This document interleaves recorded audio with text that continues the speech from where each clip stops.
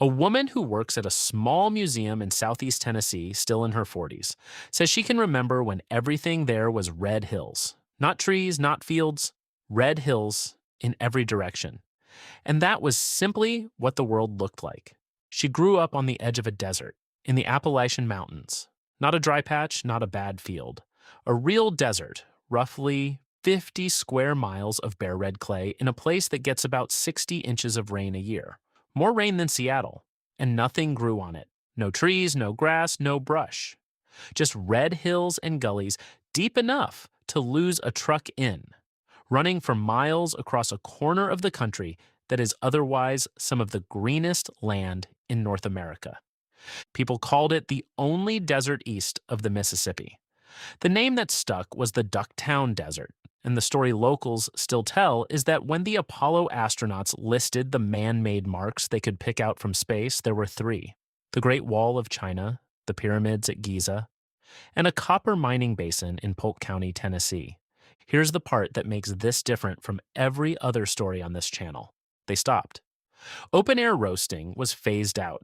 In 1907, the Supreme Court of the United States ordered the copper companies to control their fumes, and that same year, one of those companies worked out how to capture the sulfur and sell it instead of releasing it. The acid rain that everybody blames for this was largely dealt with by the 1910s, and the desert stayed a desert for another 70 years. They planted trees into it, millions of them. Between 1930 and 1949 alone, crews put nearly 3 million seedlings into that red clay. And if you compare a survey map from 1912 to a survey map from 1942, the barren area is almost exactly the same size. 30 years of work. Nothing. Because when you take everything off a hillside, the poison is not the hard part. Today, the Copper Basin is green. 16 million trees, 70 years of work, and if you drive through it now, you would never guess what it was, which is exactly what some of the people who live there were afraid of. To understand how they finally did it, you have to understand what they were actually up against, and it was not what most people assume. Start in 1843 with a gold rush that failed. Prospectors came to the corner of Tennessee, where it meets Georgia and North Carolina, looking for gold, and did not find any. Most went home. What was actually under that ground was copper, and by 1850, people had worked out that the copper was worth having. Within 5 years, around 30 companies were digging in that basin, and Polk County became the leading copper producer in the country. Before any of that, this was Cherokee land, and it looked like the rest of the southern Appalachians. Hardwood forest on steep slopes, creeks running down to the Ocoee River, some of the richest temperate woodland on the continent. Now, most people who know this story believe the forest was killed by acid rain from the smelters. The director of the Ducktown Basin Museum says flatly that this is wrong, and the order of events matters. The trees went first, and they went into the fire. Smelting copper takes enormous amounts of fuel. The basin had no railroad and barely a road, so there was no way to bring coal in. The only fuel available was the forest standing right there, so they cut it. Not selectively, all of it. By 1861, the trees were already becoming scarce. By 1876, there was no wood left anywhere near the operation, and they were floating logs down the Ocoee River from Georgia to keep the furnaces going. By 1878, roughly 50 square miles had been stripped, and the crews had gone back through and dug up the stumps to burn those too. So the forest was gone before the sulfur ever finished the job. Then the sulfur finished the job. The ore in that basin was rich in copper and also rich in sulfur. And the way you separated them in the 19th century was heap roasting. You stack the ore on beds of wood out in the open air, you set it on fire, and you let it burn for weeks. The sulfur cooks off into the atmosphere as sulfur dioxide. Up in the air, it meets water vapor and comes back down as sulfuric acid. Anything trying to grow back on those bare slopes got rained on with acid. Seedlings died. Grass died. The land could not restart itself because every time it tried, the sky killed it. And that is when the third thing happened, the one that actually made the desert. 60 inches of rain a year is fine when there is a forest to catch it. Leaves break the fall of the drops. Roots hold the soil in a net. Leaf litter soaks it up. Take all of that away, and 60 inches of rain a year is not weather, it is a weapon. Water hit bare clay slopes at full speed and started carrying them away. And once water starts cutting a channel, it cuts deeper every year because a deeper channel moves more water faster. The topsoil went down the creeks and into the Ocoee. Between 1934 and 1951, in the middle of the basin, the TVA estimated the ground surface dropped another 22 inches. That is not erosion in the abstract. That is nearly 2 feet of earth simply leaving. What was left was not soil, it was subsoil and then bare parent material, the raw acidic clay and rock that sits underneath soil and has none of the things that make soil work. No organic matter, no nitrogen, no structure to hold water, a pH so low that most plants cannot take up nutrients even when nutrients are present. A 1906 government survey mapped 42 square miles as destitute of forest growth.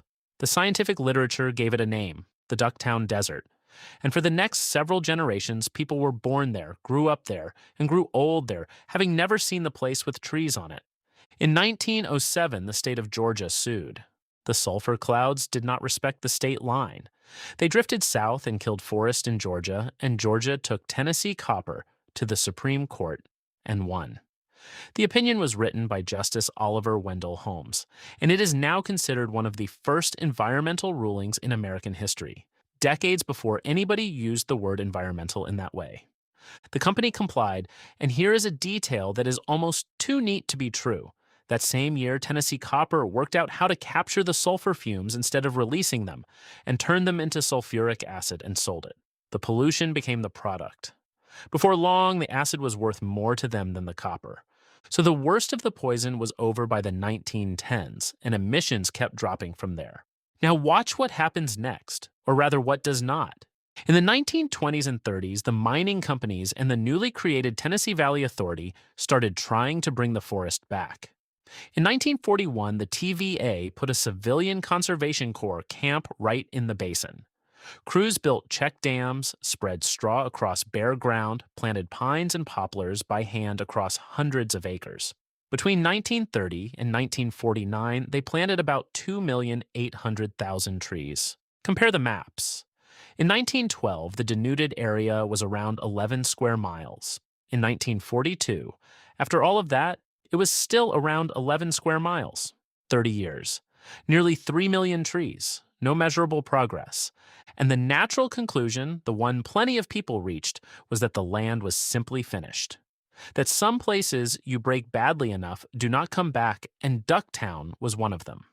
There was even a scientific tidiness to it. It had a name and a designation. It was a desert now. Deserts are what they are. But the failure was not proof that the land was dead. It was proof that everybody was solving the wrong problem. They were treating this as a forestry problem. Bare ground, no trees, so plant trees. That is the obvious move, and it is the move you make if you assume the ground under your feet is basically fine and just needs something growing on it. The ground was not fine. The ground was gone. Here is the thing that took decades to sink in, and it is worth saying slowly. Soil is not dirt. Soil is a machine, and it is a machine that takes thousands of years to build. Think of it as the difference between a sponge and a countertop. Pour a glass of water onto a sponge, and the sponge takes it in and holds it there for hours. Pour that same glass onto a countertop, and it runs straight off the edge in a couple of seconds, and it carries away whatever was sitting on the surface. Same water, same glass. The only thing that changed is what it landed on.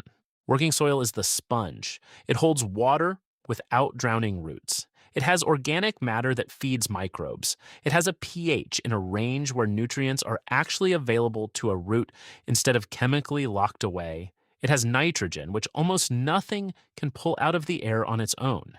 It has structure, tiny aggregates with air gaps between them, and that structure is what lets water in instead of shedding it. Every inch of that took centuries of leaves falling and roots dying and rain and freeze and thaw to assemble. Ducktown had the sponge scraped off. What was left was countertop. So putting a pine seedling into that ground was not planting a tree in poor soil. It was planting a tree in something that was not soil at all. The roots could not get nutrients out of it because the pH had them locked up. There was no nitrogen. There was no organic matter to hold moisture, so it baked. And whatever you did put down, the next hard rain took away because there was still nothing holding the slope together. You cannot grow a forest on a hillside that is still leaving. So the fix, when it finally worked, was not a better tree. It was a sequence, and the trees came last. First, stop the bleeding. Check dams across the gullies to slow the water down and catch sediment, contouring and straw, and anything that would keep the next rainstorm from carrying off whatever they had just done. Second, fix the chemistry. This is the part that changed everything, and it is unglamorous. They limed the ground. Agricultural lime raises the pH of acidic soil, and raising the pH unlocks the nutrients that were sitting there unavailable the whole time. Then fertilizer, and later slow release fertilizer, which was the real technical breakthrough, because a seedling on that ground needed to be fed steadily for years, rather than getting one dose that washed away in a month. Third, build the soil back with plants that do not need soil. Crown vetch and other tough cover crops went in to hold the surface and start putting organic matter back.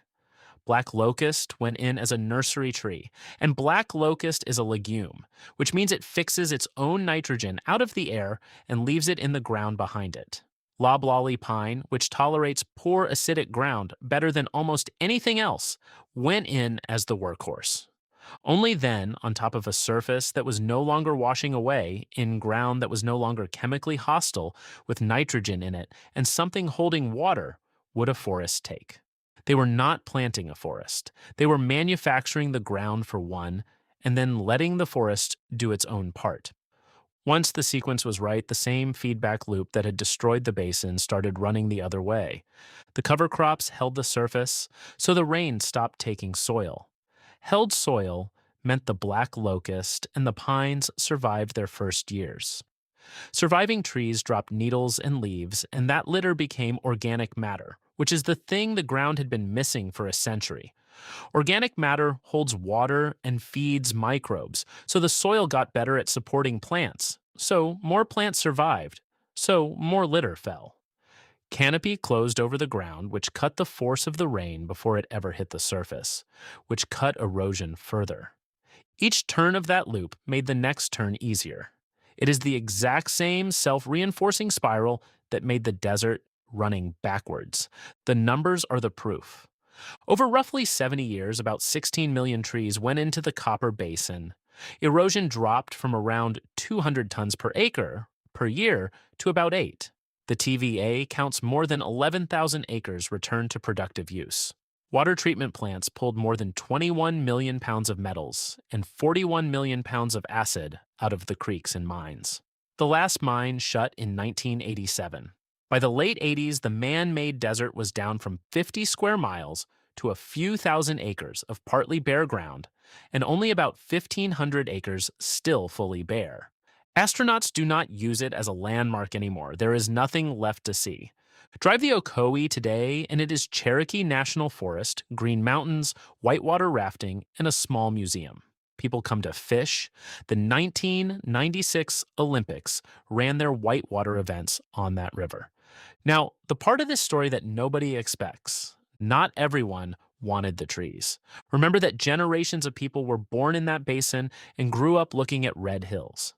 To them, the red hills were not a wound. They were home, and they were beautiful. A well-known Georgia painter used to come to the basin specifically to paint them, drawn by the color and the shapes.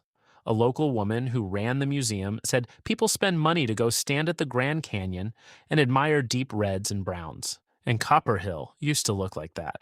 The engineer who ran the reforestation program said outright that some residents did not like him much, and that a couple of them had confronted him and told him to leave the land the way it was. So they did on purpose. Around 1,000 acres were left barren and are still barren today, kept as a historic site next to the museum so people can stand at the edge and see what 50 square miles of it looked like. That is a genuinely strange ending for a restoration story.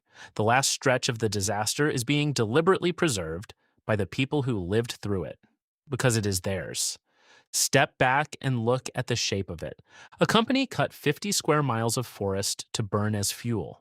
The smoke from what they were burning killed whatever tried to grow back.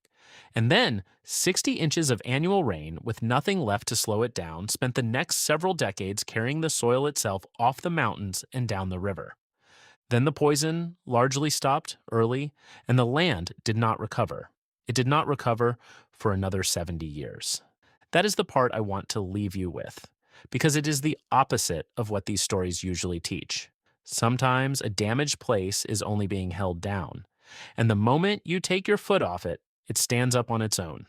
That happens more often than you would think. It is not what happened here.